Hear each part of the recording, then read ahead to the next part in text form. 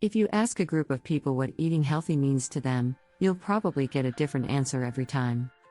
For some, healthy eating means reining in a fast food habit or consuming more fruits and vegetables, while for others it may mean occasionally enjoying a piece of cake without feeling guilty. Still yet, those who have certain medical conditions and even food allergies may conceptualize the concept of healthy eating in their own unique way. In short, there's no single right answer to what healthy eating means. Healthy eating is human, and as humans, we all have different wants and needs, which inevitably affect our food choices. What's more, what healthy eating means to you may even change throughout the different stages of your life as you grow and adapt to your ever-changing needs.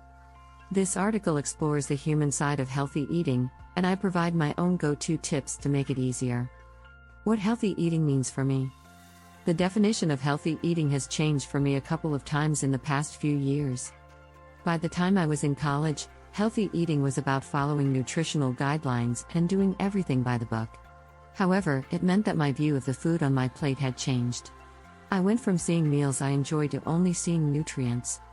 Suddenly, I went from seeing traditional Costa Rican gallo pinto, or rice and beans, to seeing complex carbs and plant-based proteins.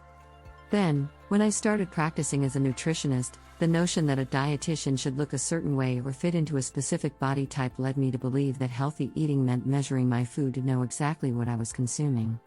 I would eat whatever I wanted, as long as the nutrients I needed were accounted for. I gave my body everything it needed to be healthy, but healthy eating goes beyond the nutrients.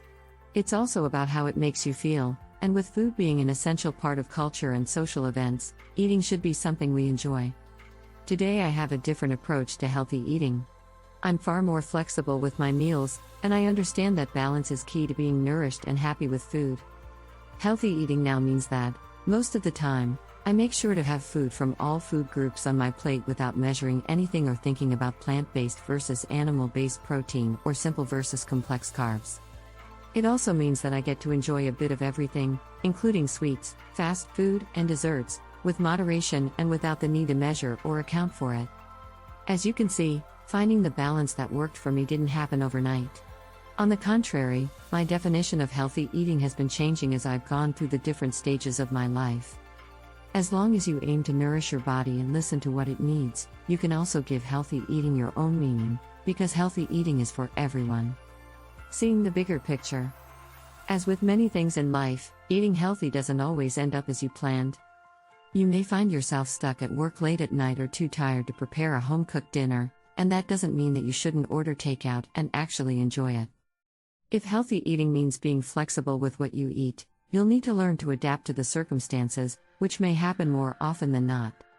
In cases when I'm choosing food on the spur of the moment, I try to opt for the best choice out of what I'm given. Whenever I can, I try to order the closest thing to a home-cooked meal or go for a sandwich, salad, or bowl. Yet, sometimes I do crave some pizza, so I eat and enjoy that too. At times like this, I remember to see the bigger picture. That is, that healthy eating is not defined by single meals but by the choices we make day after day. A close friend once told me a saying that goes, "One bad meal will not make you sick, just as one good meal will not make you healthy." It may be challenging sometimes. When you're a dietitian, many people think that eating healthy comes naturally to you. Yet, we're human beings, too, and we love dessert and crave foods like anybody else. In my case, one of the biggest challenges I've had to face was when I had to give up most carb-containing foods to manage recurring infections. Carbs are present in many food groups, including grains, starchy vegetables, legumes, fruit, and dairy. They're also present in processed foods and sweets. Experts often categorize them into two groups according to their fiber content. 1. Whole grains retain their naturally occurring fiber. 2. Refined carbs are processed to remove their fiber and contain added sugar. In theory, I was supposed to eliminate refined carbs, which some people would argue is the healthiest thing to do. However, in practice, I ended up giving up all kinds of processed carbs, including whole wheat bread and pasta, alongside starchy vegetables, grains, and dairy. Thus, the list of carb-rich foods I could eat was limited to fruits, oats, quinoa, and legumes, lentils, beans, chickpeas, and edamame. Some people told me that this transition wouldn't be so hard for me as a dietitian. However, it took me a while to adjust to my new eating pattern, especially when planning on-the-go snacks or eating out.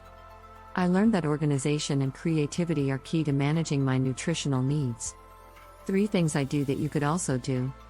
As I mentioned above, organization and creativity help me make the best food choices every day. This is because, the way I see it, healthy eating is a choice we make every time we eat. For this reason, I try to make the decision-making process as easy as possible when I'm choosing a meal or snack. That way, I can continue to choose what is best for me. Here are 3 things I do on a daily or weekly basis that make it easier for me to eat healthily. Meal prep. While this may sound cliché, preparing my food beforehand for the week really does the trick. Cooking can take up a lot of time, but having food that just needs to be heated and served allows me to have a nutritious meal ready in minutes. One of my go-to meal prepping tips is to cook a batch of proteins, usually chicken or another lean meat, that I can portion and freeze for over a week and just defrost as I need them. I also make sure to prep vegetables for the week. This way, I don't think twice before having some salad or cooking a side of veggies with each meal. I try to prepare them in different ways to avoid getting bored and choosing not to eat them. For example, when it comes to carrots or zucchinis, I'll either slice, dice, grate, or spiralize them, all of which help me incorporate them into my meals easily. Keep fruit within arm's reach. Keeping my fruit visible reminds me to eat fruit during the day. Research shows that you're most likely to eat more of whatever foods you place near you, regardless of whether they are fruits or sweets. I implement this principle daily and choose to have my fruit on display on a table and my snacks and sweets stored away. Follow a routine. While I don't officially plan a weekly menu, I do have a specific set of dishes that I stick to at every meal.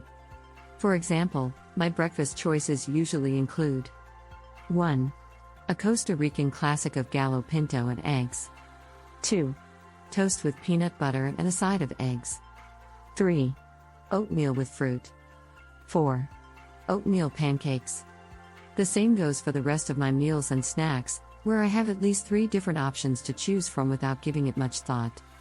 Having a predetermined set of dishes that I know I like saves me time having to decide what to eat, and it allows me to vary my meals depending on whether I crave something sweet or savory. It's also very convenient for grocery shopping, as you already know what you'll most likely be having at every meal. Thanks for watching the video. Don't forget to like and subscribe.